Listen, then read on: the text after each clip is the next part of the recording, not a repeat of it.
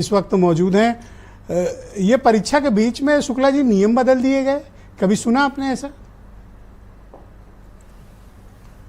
बिल्कुल ब्रजेश जी, जो आर.एस. वर्मा जी ने जो बात उठाई है वो कानून सम्मत भी है और सर्वस्वीकृत है। इस समय ये एक स्थापित सिद्धांत हो चुका है माननीय उच्चतम न्यायालय के स्तर से भी कि एक बार जब नोटिफिकेशन जारी हो जाएगा तो उसमें कोई परिवर्तन नहीं किया जाएगा, और अगर इस प्रकार की कोई बात की गई है तो उचित होगा कि उस नोटिफिकेशन को पहले निरस्त किया जाए और तब फिर नया नोटिफिकेशन जारी किया जाए।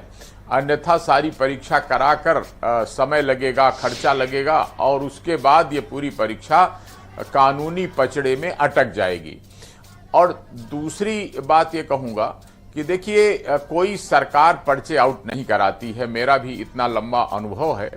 ये कुछ अभी आपने सुना थोड़े दिन पहले एक बेदी राम का नाम आया कि वो पर्चा आउट कराने के मास्टरमाइंड निकले और उन्होंने स्वीकार किया, वो तमाम प्रचार हुआ। बेदी राम कौन है सर? बेदी राम एक रेलवे की जो परीक्षाएं हुआ करती थीं, उनके पर्चे पहले आउट कराने के लिए प्रयागराज में शिकायत हुई थी 15 साल पहले। एक गिरोह के सरगना है, मतलब नाम सुने थे पहली बार। हाँ, और वो तब से उन्होंने वो पूरी परीक्षाएं अभी क्या कर रहे हैं आजकल बेदी राम जी? थी तो उनके वो मुकदमे कायम हुए हैं, कुछ गिरफ्तार हुए हैं। उसके बाद इधर का मुझे नहीं मालूम हुआ कि क्या, तो आपको शायद पता नहीं है, क्या है। मैं आपको बताऊंगा तो आप सन्नाटे में चले जाओगे।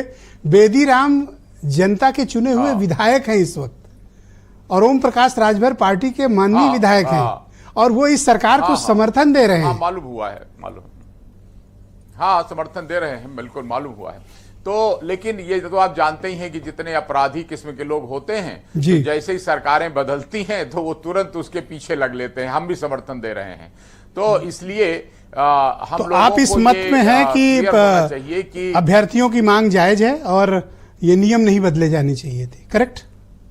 नहीं, मैं नियम ये जो नॉर्मलाइजेशन है ब्रजेश जी, ये एक स्थापित प्रक्रिया है। बहुत सी परीक्षाओं में अंतर्राष्ट्रीय स्तर पर होता है जहां बहुत ज्यादा संख्या है, या जैसे आपको बताऊं कि यूनियन पब्लिक सर्विस कमीशन में भी होता था कि मान लीजिए गणित का पर्चा है, संस्कृत का पर्चा है, उसमें मान लीजिए कि 100 में 100 नंबर मिल गए, और इतिहास में मान लीजिए कि बहुत अधिक नंबर पाया उसने तो 70 नंबर पाया, तो वहां भी नॉर्मलाइजेशन होता था।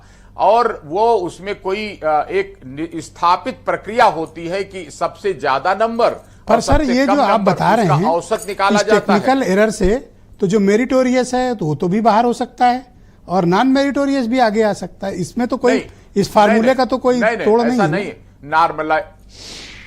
नहीं, नॉर्मलाइजेशन एक स्थापित वैज्ञानिक प्रणाली है। नहीं, कोई वैज्ञानिक प्रणाली नहीं sir, I am sorry sir. लेकिन सबसे मूल बात नॉर्मलाइजेशन कोई एस्टैब्लिश्ड वैज्ञानिक प्रणाली नहीं है सर, नॉट साइंटिफिक सर।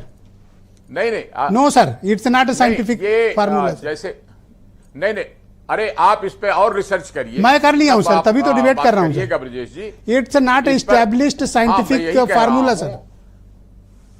ये नहीं, अगर इसमें जो मूल बात यहां फंस रही है वो ये नहीं है। मूल बात ये फंस रही है कि जो नोटिफिकेशन हुआ है, अगर उसमें नॉर्मलाइजेशन की बात नहीं लिखी गई है तो फिर वो उसको बीच में। बहुत शुक्रिया आपका सर, प्लीज हमारे साथ कनेक्ट रहिएगा। वीरेंद्र जी भी इस डिबेट में आ गए हमारे साथ। वीरेंद्र जी, स्वागत।